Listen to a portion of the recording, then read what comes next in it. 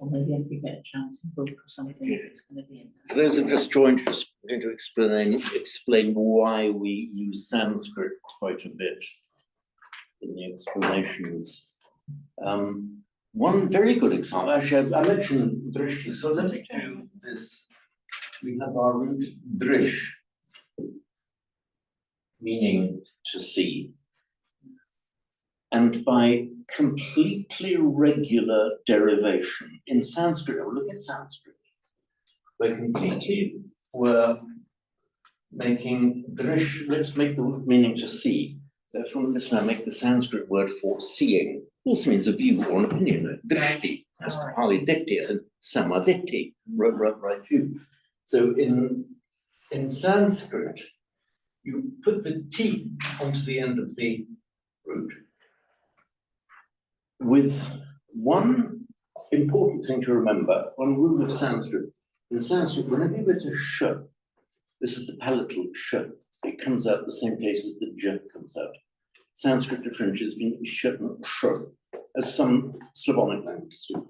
So sh, whenever a sh comes for a t, they both become retroflex, it's where the drop is under. That's regular in Sanskrit, regular. So drish, drishti. And if we want to make another verbal noun from it, there's more than one way of making a verbal noun, as there is indeed in English. You can make a darshana. Again, this is a regular rish becoming arsh, so a regular formation. I would call it that, the detail of that. But by regular formation, drishti, darshana. And these are all regularly formed in accordance with exact rules. Now, in Pali, what happens in Pali?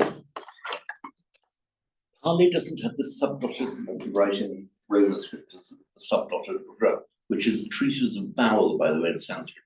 Drishti. Pali doesn't have that, so it changes into something else. It can change into a, I, o, u, depending all about that. So drishti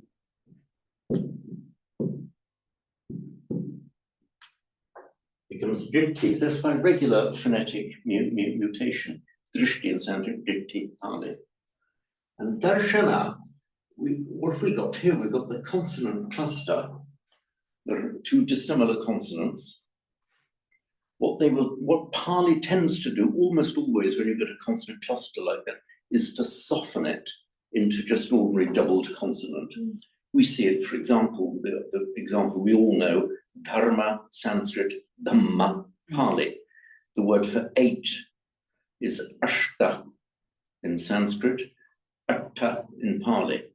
It's the same as in Italian. The octo of Italian becomes, sorry, the octo of Latin becomes otto of Italian. The dixi of Latin, dixi, I said, becomes dissi in modern Italian. That kind of phonetic simplification. So darshana, what are we going to do? Firstly, we know Pali doesn't have a sh, becomes a s. So that's how we get dasana. So to try to persuade somebody who isn't looking at the Sanskrit at all, that dikti and dasana are actually derivatives of two verbal nouns from the same root. I say, oi, what, but they look so different. Well, they do if you look only at the Pali. If you go behind the Pali into the Sanskrit, regular formations. And another very good example, by the way, I promise as far as absolutely possible, as far as possible, to not to give you any words that you won't regularly find in your experience of Pali. So let's look at words.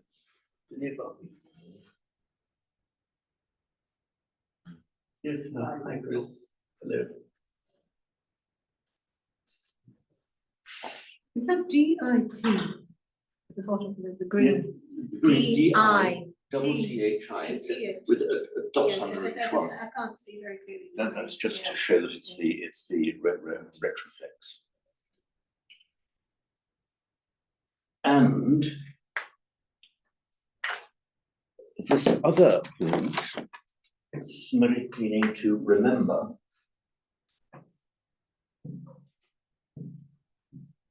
Smrit. And it makes the, makes the smriti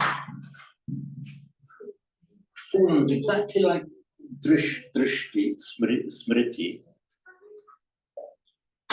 to remember. And smarati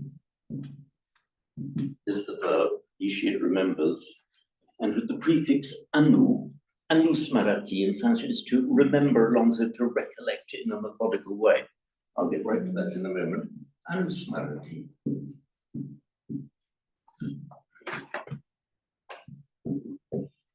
As in the recollection of the qualities of the Buddha. In Sanskrit would be the anusmarana. Now, what happens in Pali? What does smriti become in Pali? Which one is it? Sati. Sati as in mindfulness. Because why? What happens to it? First of all, Pali doesn't like it doesn't like two consonants together. Most occasionally it does. I mean, two dissimilar consonants. So it just becomes a sa. The Pali doesn't have the r, the sublet r, that changes to a, I, o, u, depending. It becomes sa. So smriti becomes sati. So literally just remembering.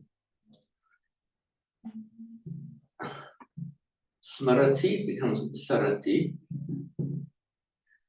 Now, anusmarati, here we've now got, at the beginning of a word, two disparate consonants, one of them simply drops out. That's if it's at the beginning of a word.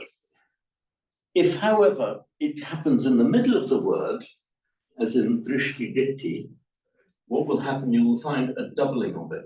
That's why you get anusarati. So now we see smriti, smarati, anusmarati, all regular formations in Sanskrit according to well-established rules. Sati, sarati, anusarati in Pali. So if you look at sati and anusara, you say, how could they be from the same root? Now you know. They are. I'm sorry, do you mean it's a very simple thing? So you have the root, and the first word, is that a noun, and is the next word of, I mean, what are the three categories grammatically? Okay, right. Because we're doing more grammar, aren't we? So I can see three different words, but I don't know what parts of grammar they represent. Let me just shut this. If they do relate to grammatical Oh, yes, they do. laws Sorry, or I should rules. refrain. Yeah. Firstly, one very, very common way of forming a verbal noun from a root means the act of doing something is to add ti to the root, as in buddhi. So buddhi becomes buddhi.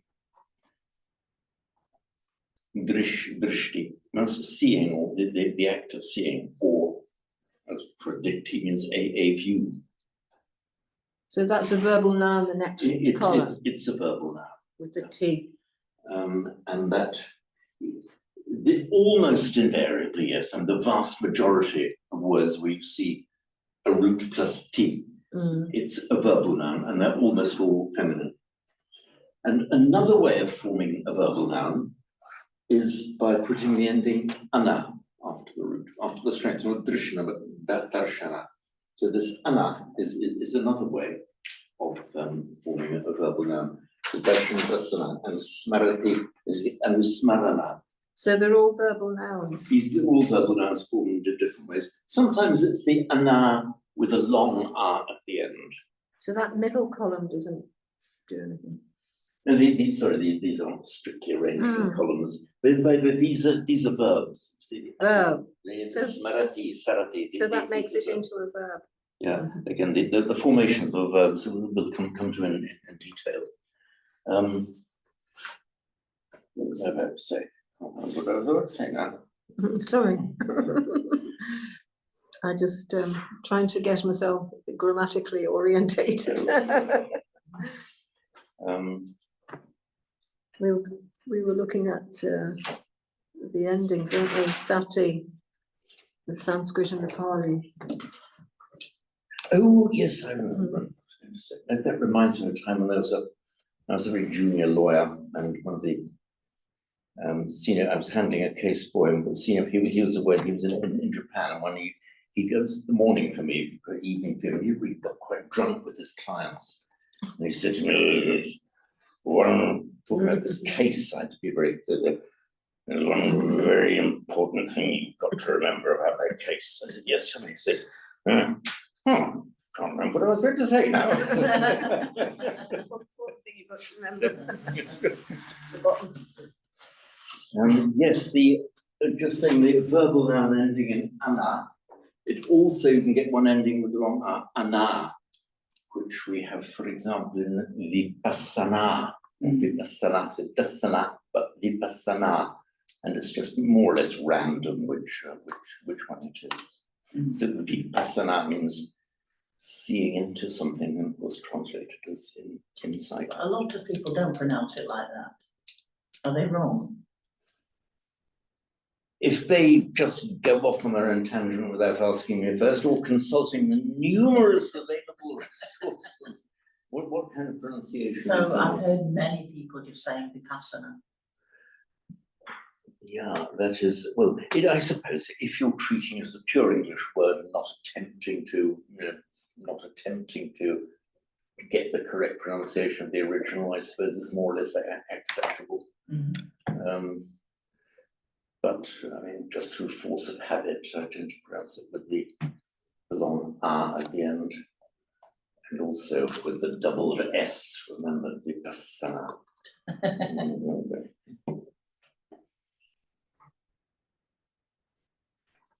So,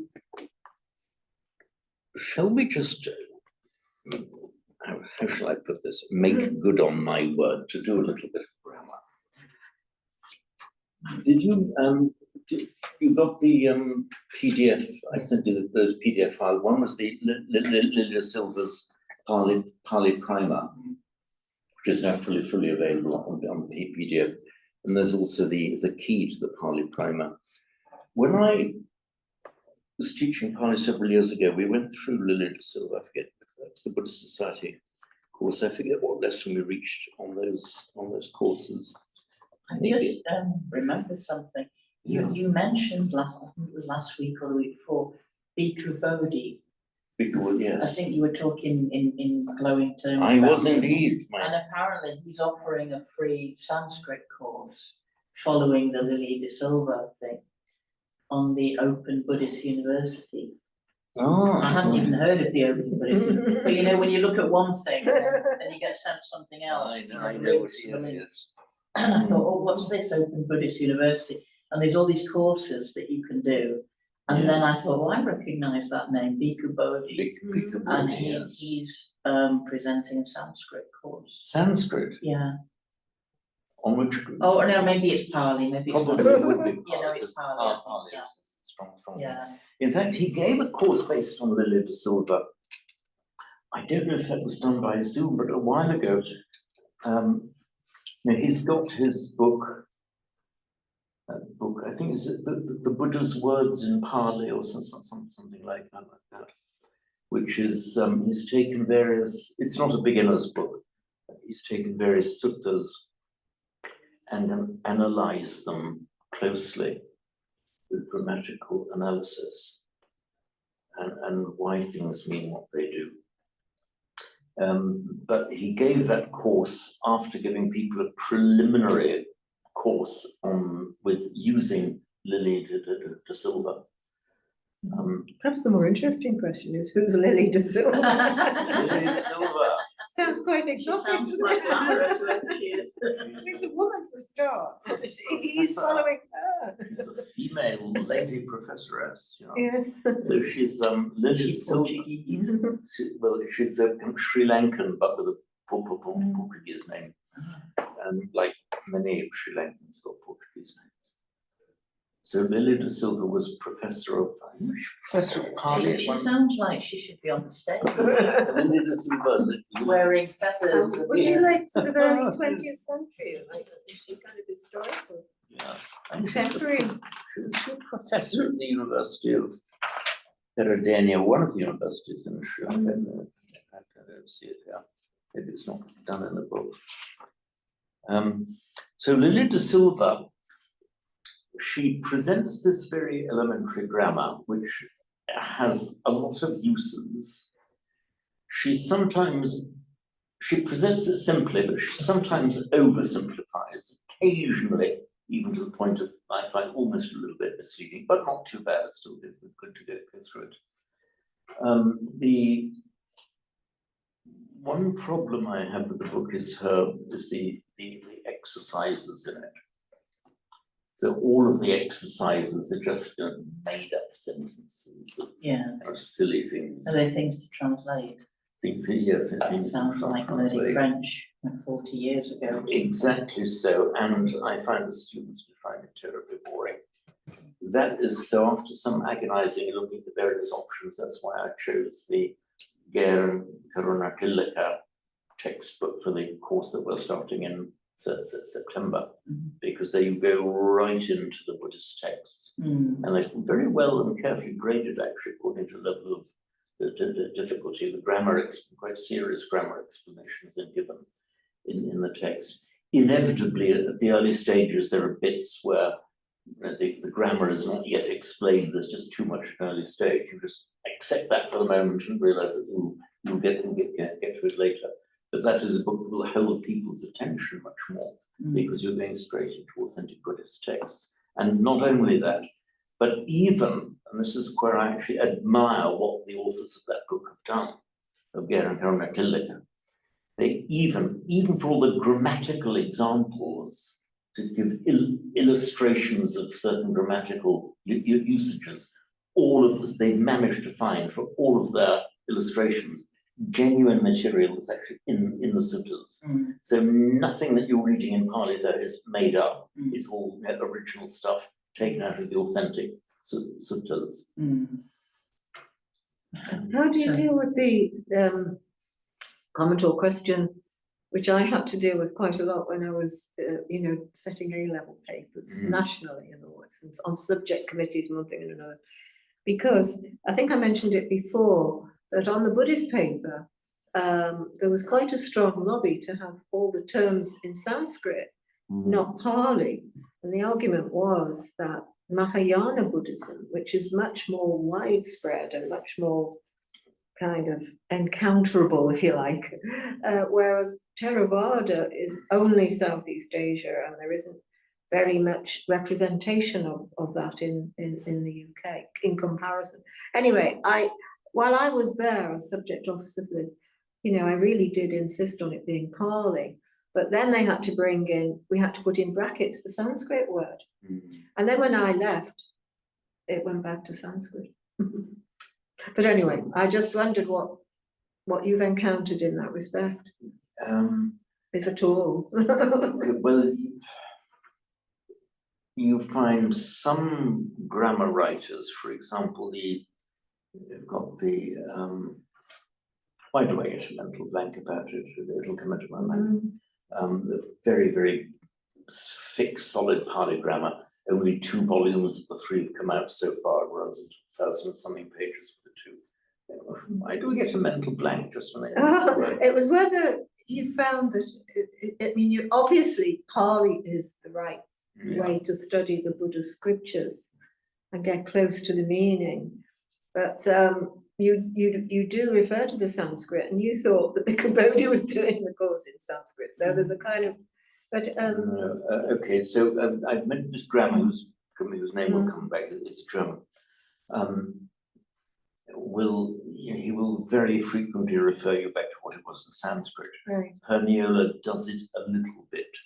There are some Pali teachers who seem to have a kind of aversion, keep it pure Pali, which I thoroughly disapprove of for a reason I'll give in a moment.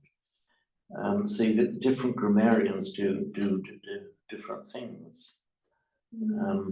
So the reason you go back to Sanskrit is I hope I've demonstrated here that you go back to the root smriti, smarati and smarati.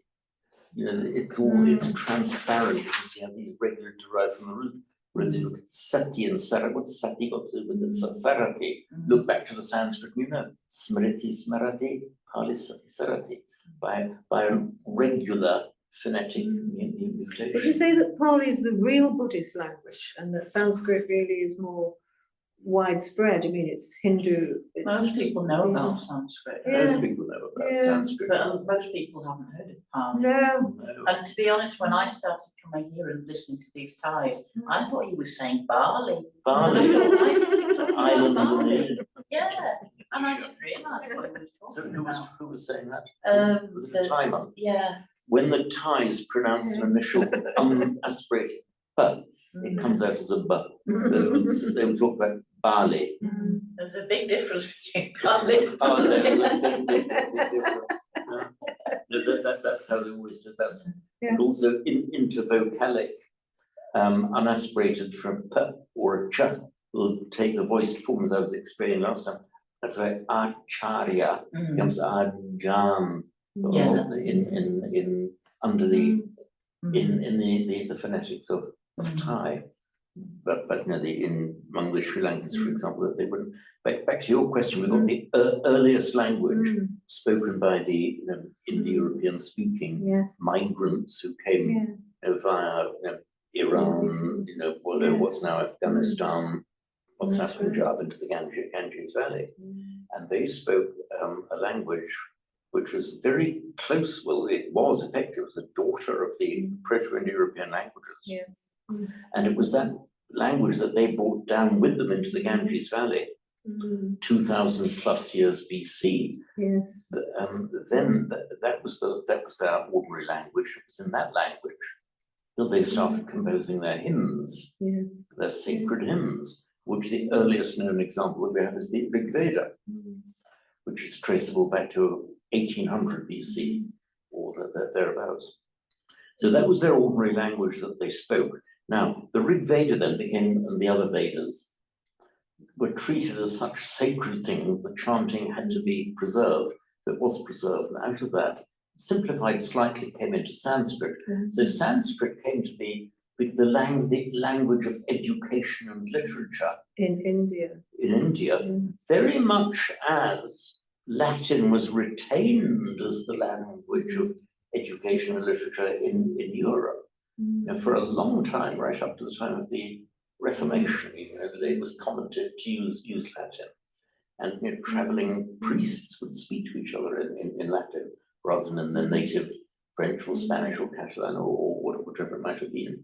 So Sanskrit then came to be the literary refined, having been the ordinary language of the people. Later on, like Latin, was retained as the literary language. Pali was the colloquial form of that speech, of the ordinary common speech of the time. So Buddha was using the common parlance of his place and time, but very, very closely related to Sanskrit, as we've seen. But it developed in its own different way, and Sanskrit remained more or less fixed because it had no fixed and settled rules. It was regarded as a kind of sacred thing, and educated people had to say it this way, the same as Latin, So Latin didn't develop in that way because it was preserved, it was artificially preserved as both the sacred tongue and also the language of science and education. But the Hindus do use Sanskrit as well. Oh, yes. I just met a woman last week who was really interested in learning Sanskrit. But she said she wasn't interested in Pali, she's interested in Sanskrit. So but she's interested in Hinduism, basically. And she started going to this Gita Bhawan range. In fact, in the Sanskrit classes that I give for the Zoom Sanskrit class I give for the Buddhist Society in London, I'm alternating week by week. We're going through some of the Buddhacharya Avatara, which is the Mahayana Buddhist text by Shantideva. but Yeah. alternating that actually with the Bhagavad Gita. And there was some slight query from high up in the Buddhist society. Well, look at the optics of it. Now this is a Hindu text. And I thought, well, Bhagavad Gita's got like that, Buddhist. got that. But, Yeah. but the great advantage of the Bhagavad Gita is it written. It's a phenomenally beautiful work, but it's written in very simple Sanskrit. And so it's wonderful to use it as a teaching text. Rather like senior Latin students who studied De Bello Gallico, on the war in Gaul by Julius Caesar, which was very kind of regarded as an authentic Latin text, but written in really basic, simple soldier's Latin. So that's why I work the Bhagavad Gita and on the basis that they are grammar study texts. So are you starting new classes in September online? That's well, I I'll think be the starting a initials- brand new Pali one, but that's a username And that's online for the Buddhist Society? No, What's this one will be kind of within our walls. Oh, right, But okay. I'm going to have to cut down some of them, at least some, maybe like of the Buddhist society work, Right. as get more and more to do, and age catches up with you. It's very in depth, isn't it? It's not. I'll have a requires bit lot of more time in preparation. September. I always feel new term, really, it's time to start new ventures in September. But in September, there will be the new venture of this kind of more methodical and thoroughgoing Pali teaching. We've been doing it here as a little bit haphazard, just going through the text. I'm introducing a bit of order now into it. And that will be face to face or online or both? Our September one. Yeah, I'm going to be doing that online. right. Because I've had, because we've had the message sent out to all Samatha worldwide. We did that in Bremen. And I've had about 60 replies so far. Will it be in the evening I or the think it's gone daytime? out, hasn't it? That one Sorry? for September. Yeah. That's why. Well, I think will Angela have got it? I thought it was It in might, I waiting. just get Okay, thousands of fine. emails. Okay, so no, it's yeah, busy. that's why. Yeah. What I'm going to do within the I next didn't. week or two now, and just now that I think I got almost everyone who's 60. going to reply probably has by now. So I'm now going to send out a second message. And that's to all at Samatha, really, isn't it? So far, it's just been sent out to Yeah, it's quite a lot these days, actually. But if everybody turned up, it would be impossible to run it. You have Yeah. 60 people. But I'm doing it on Zoom, firstly because it's going to be, we've got several people from the States and Canada Yeah. will be joining. So when will it be? Is it evening time? I haven't really worked out yet. I'm going to give some proposed times and just ask everybody and see what the most popular time is. It's probably going to have to be. We've gone a bit too early because we've got people from the States. Yeah, usually, because Yeah. I do a lot of things where there are participants from the States. And it's always evening time for us and it's daytime for them. Yeah, and depending where they are in the States, it's either Well, it's 5 5 hours or 8. or 8 hours Yeah. if it's on the fast side. That's right, yeah. So we wouldn't want to have an 8 a.m. start because that would be people in Oregon and California, it would be midnight. For Yeah. them. Would you still come to the Tuesday class if it was still going? I think I mean, I'm asking- certainly want to carry on. Yeah. face to face. Okay. Yeah. But Yeah, another advantage of teaching by Zoom is that we record this, okay, but it's a very poor quality recording. It's just my iPad pointing at me and the board. But with the Zoom, you've now got your a much more orderly way. People who are speaking, everybody's pictures up. People who are speaking, they're recorded. And the vital thing is you can share screen. So I can share a text. I've got a bank of 3 screens at home, so I can call up a text and I have them ready on one screen. I need to learn how to connect different screens, that's my mission for the It's not autumn as well. difficult, actually. I use Zoom a lot, but I've never used more than just the initial one screen. All right, Yeah, because I had to. it's all about the connections, the connectors and the Yeah, I cameras, had and to get don't a really know how. computer man to set it all up. Oh, okay. And he set it all up so the computer. Well, there were 3 separate monitors on the desk. The computer, he deceived the computer into thinking it was all one screen. So I can drag a document I've seen that, of yeah. that little, oops, jump from the screen, jump onto onto the next screen. So, and also the iPad, you can do this thing where you can mirror your iPad onto the screen. Yeah, So I can be writing on the iPad. I've on my seen a lot desk, of people doing that. It's very impressive because it's like writing on a board. You're right on board, and there it is on the screen. Yeah. And also then with a recorded session, you've got a perfect record of it. Mm. So in one way, it's more fun teaching face to face, but it's kind of more efficient in a way from that point of view with sharing texts. Like this Lily de Silva text, some of you may have it, some may not, but with doing it online, there it is on screen. Even edit things. People often point out little mistakes I've made in my students' editions. So, and then another thing. And again, I think it's useful because the students seem to like it so much, and they have for years, as I tend to go into these etymological explanations of words, why they mean what they mean. And that's really my thing, of the getting into the inner life so you actually feel what the word means. That's what's really interesting, I think. Yeah. Can you feel what nibbana means? I'm okay, you may not have experienced it, not I think you may have, but the actual that's my goal. but the feeling of the word wouldn't be. That's why you do go back to Sanskrit. Let me give you an example, yeah.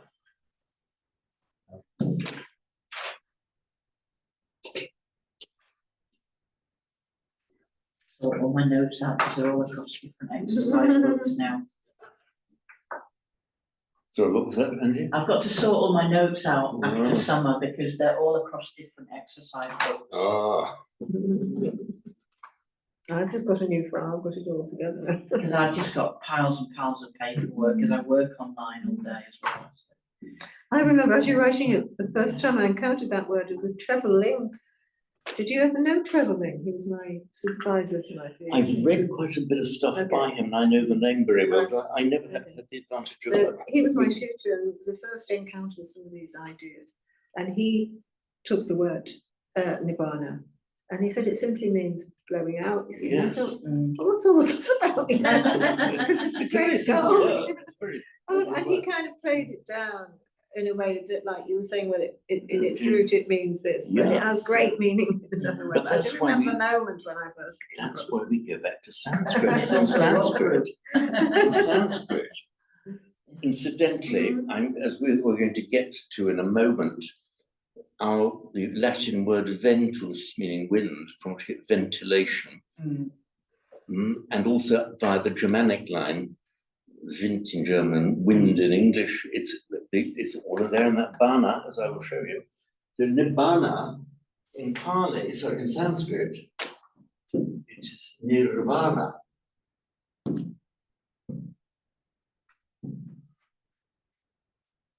Now, let's look at the root of it. The root is the word va. Very simple root, va, meaning to blow. And vayati, it blows. And you make a verbal noun. We looked at some verbal nouns before ending in ti and ana, but some verbal nouns just add a na to the end. So some roots just add a na to make a verbal noun. So you get from va, you get vana. Vana, blowing. Now the prefix, the verbal prefix nir in Sanskrit, I mean nishu, nisu, nir, depending what the next sound is, it means out. So nirvana, that word began life as meaning simply blowing out, something as mundane and homely as blowing out a lamp or blowing out a candle. And that is the original meaning of the word, as simple as that. It didn't start life with any kind of mystical or spiritual meaning. It's just blowing out of the candle, and that was the imagery used for the, as it were, expressing the state of enlightenment, not by saying what it is, which is misleading, but by the via negativa, as it were, by saying not that, saying what it's not. So the nirvana is the blowing out of everything that is an obstacle to that state.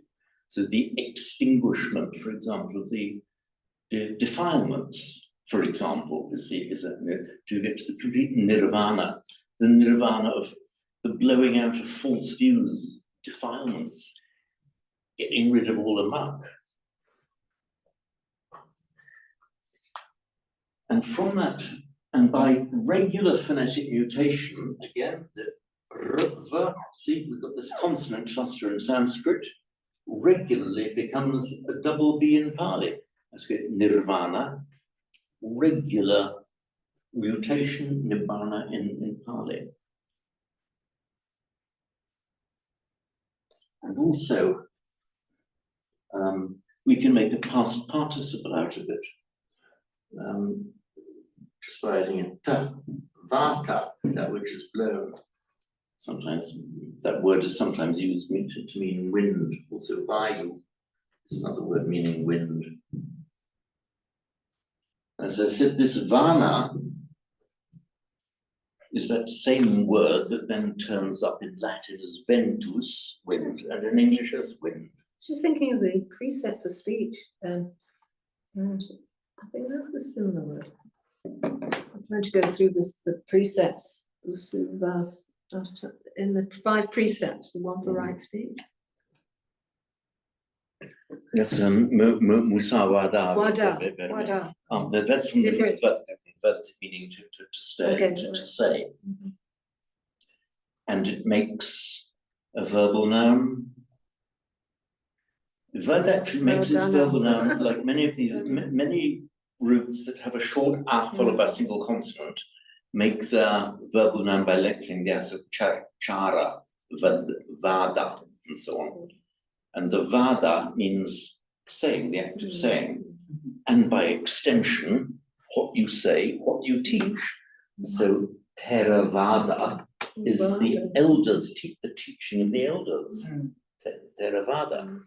It also means a doctrine or a theory, as in, for example, Attavada. Atta as in oneself, as in anatta, but the Attavada is the doctrine that there is a permanent self. So it's that full stop, that's the Attavada. So the Vada can be any kind of teaching or doctrine, whether true or false. This word nirvana and nirvana, is the concept of nirvana predate the Buddha? Is it Hindu? Goodness me, I think we collectively ought to know the answer to that question. Does it actually predate the Buddha? But I don't know.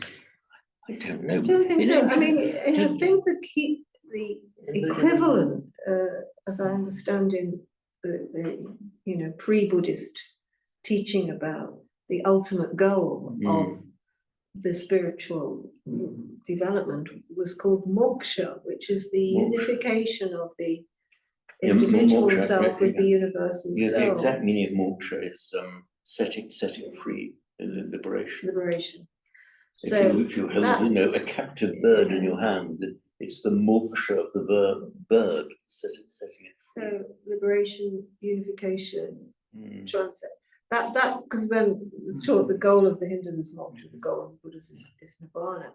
Yeah. So I'll try and check that. I don't honestly know the. It's almost like answer meaning to it. I said sometimes it's like a revolutionary. That what was the ultimate teaching before became changed in a way. But using that word that previously was used. I think there is a word of liberation. It was certainly already in existence as an ordinary word of the language, and had been since earliest times, but as an ordinary word of the language, meaning, as I said, as in the blowing out of a lamp or a candle. But what about moksha? what does that become in Pali? That again, that was certainly used by these early ascetics, the liberation that they would know to achieve. Mukti and moksha, Mukti, yes. they're variants of the same word. It's from the root muksh, So, meaning to set free. They can make moksha and mukti, both which have the same meaning, and they're just effectively. but it's like freeing the soul, it's freeing. But did it get into Pali in any way? Mukti, moksha, We have vimukti with the vimutti, prefix vi. We have the vimutti magga, for example. purification. No, that's liberation. Oh, liberation, yes, it is the book of liberation. Visuddhi. Visuddhi means purification. Oh, yeah, so Vimutti, the book of liberation, so it is sort of coming into the What's teaching. vibhuti then? Hmm? Vibhuti. That is that Hindu word? Vibhuti. I think it's Hindu. Not I have sure. a feeling it means something like power, does it? It's something that the gurus were supposed to be able to produce. Yeah, so now here, But I thought it was a physical thing that they produced. it was something that comes out of From your the- being. Yeah. From the root bhu, to be, Mhm. prefix vi, meaning out of, away from, separated from. At tea time, I'll but I think it's something like some eminent. The word feels as if it was some kind of emanating power. But I mean, I've never experienced it or seen it, but I've heard from other people. So it's second hand that when they go for these darshan with the guru, sometimes vibhuti is produced, and I say, what's that? And it's, I don't know, some kind of mineral or something just appears. Oh, people get this kind of Yeah, making blossoms appear. Yeah. Yeah, but it that- actually does. They're not imagining it. Actually appears. Yeah. It comes out of them or something. So the vi, this prefix vi has various meanings. The basic underlying meaning of them all is separating, splitting into two. That's the underlying meaning. So middha is drowsiness. Gata is gone. If you are vigata middho, from the Karaniya Metta Sutta, Yavatasa vigata middho, is your middha is vigata, gone away, gone. As in Vaya Dhamma, which in Sanskrit, Vyaya Dhamma Sankara Vyaya, vanishing, going away, disappearing. A vibhuti, there's also another form of those vibhava, but vibhuti, they would have virtually the same meaning, different ways of forming a verbal noun. Something that, I think the idea behind it, I'll check, putting my neck on the block, I might have said wrong after I've checked it upstairs. It's something that emanates from your being. We have a similar concept in Pali and in Buddhism, that kind of the charisma that emanates from your being, from the same root bhu, which we have in the word anubhava. You know the word anubhava, don't you? How many thousands of times have you chanted anubhava? Which one is it? Sabba buddha anubhavena sadasutri bhavati. Sabba buddha anubhavena, that's been merging buddha anubhavena. Oh, Now the bhava and bhuti, both from the root bhu, they mean the second being. So anu in something that goes along with, accompanying. So the anubhava is something that accompanies your being. It's the charisma that goes with you, the anubhava. And it's often translated as, in a temporal sense, the charismatic ruler would have anubhava, that sense of charisma and power, but also in the spiritual sense, like a feeling of power and grace that might emanate from a holy person, is that anubhava. Just that simply by being what they are, this energy emanates from them. It goes along with their being, anubhava, along being, something goes along with their being. So the vibhuti comes out of their being, and Anubhava, what emerges along with their being. Overlapping ideas there.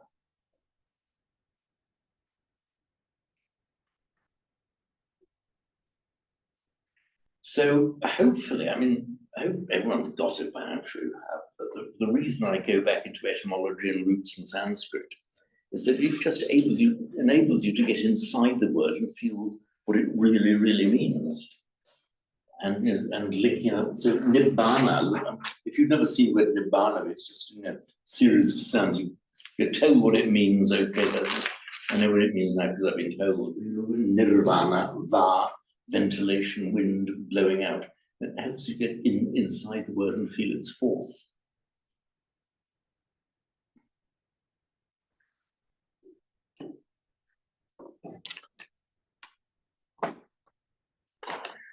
I'm determined just to do a tiny bit of formal grammar.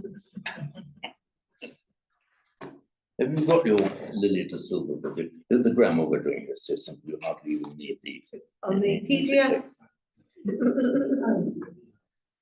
So just look at the grammar in lesson 1. We're looking at masculine nouns, which in the stem form end in a short a, which the masculine, then there's also a series of neuter nouns ending in that stem with a slight difference that I'll explain.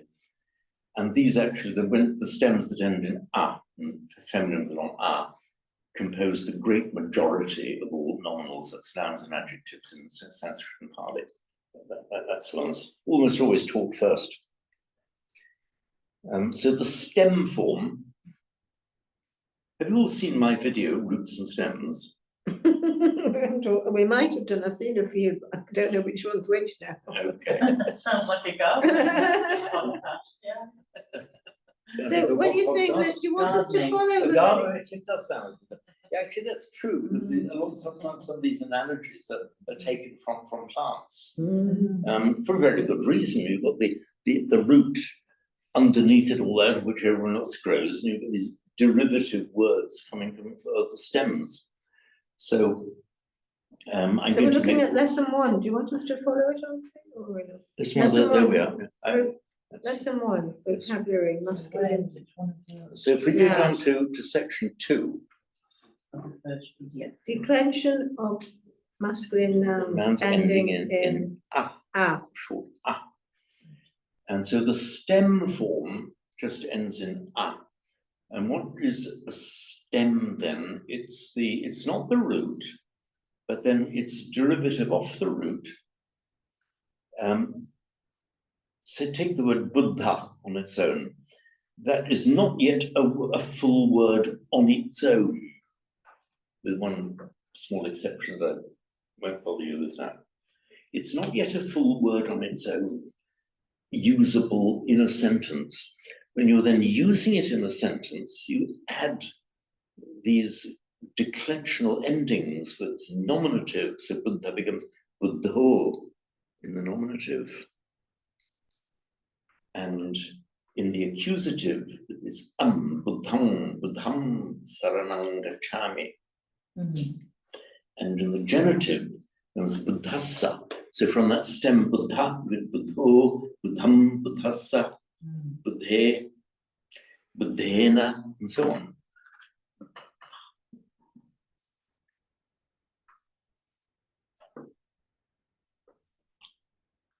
So we've got these singular, masculine singulars, and if you see the O, the ending O in Pali, it, not invariably, but most commonly, that is the signal that it's a nominative masculine singular word. So if you see Buddho, Buddho vadati, the Buddha says.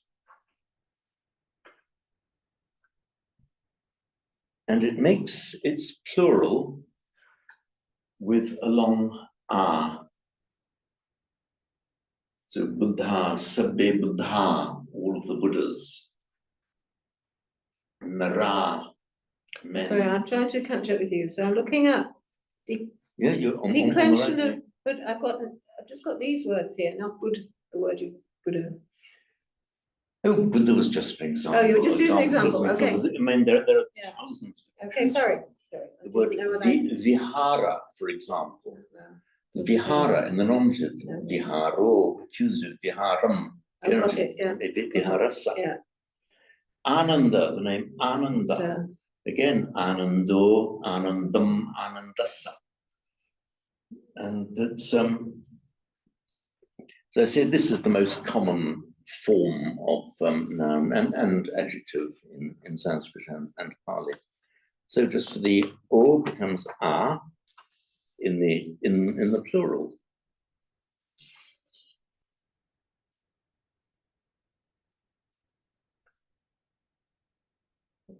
And we have it in, for example, Buddha Mangalagata, Sabeme Buddha Patikita, all of these Buddhas are arrayed.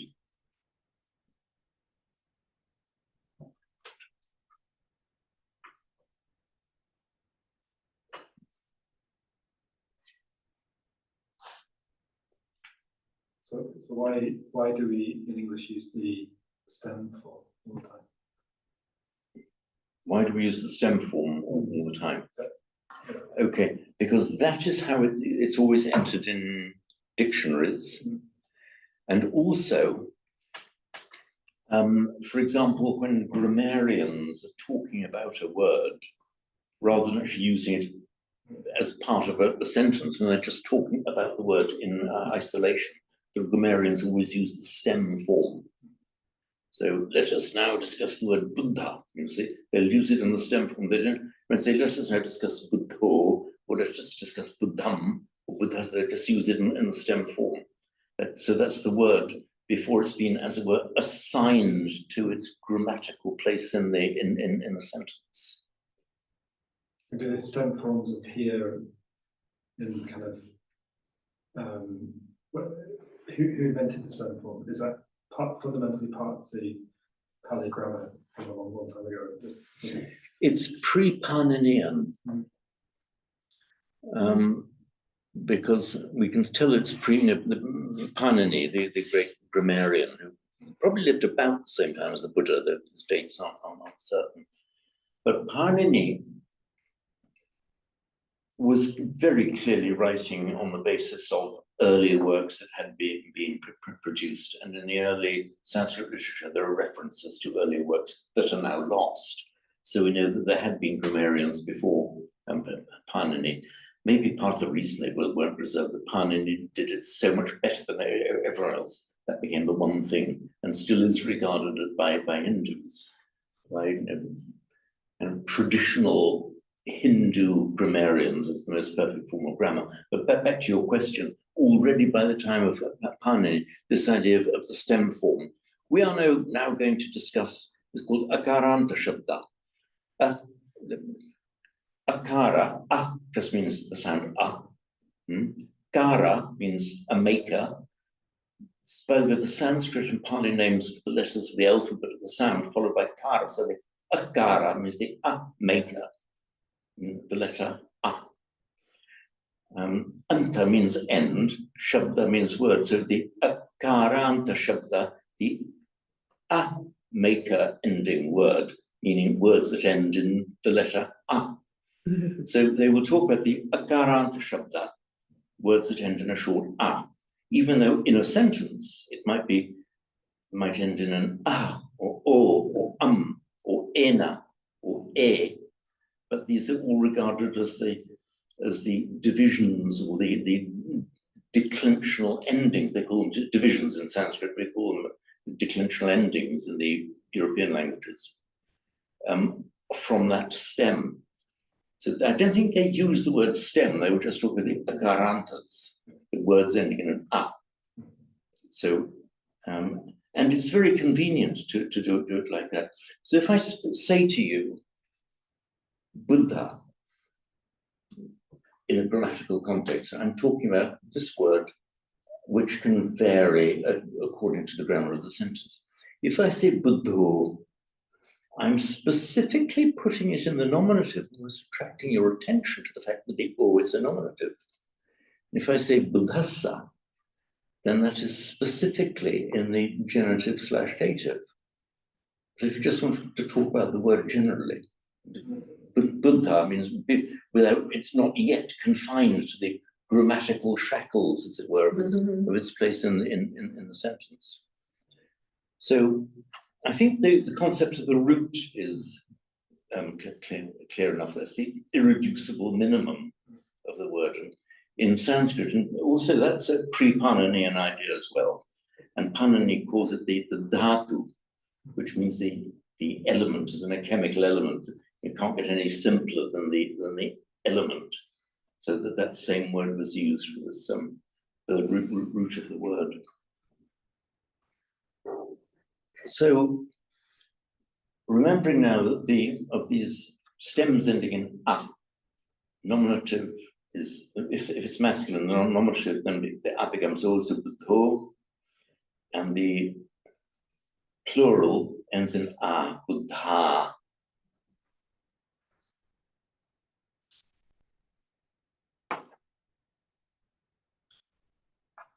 So perhaps we could have a little break for tea, and then we can go onto the roots and the verbs. Again, I'm just going to pause for tea. Pause.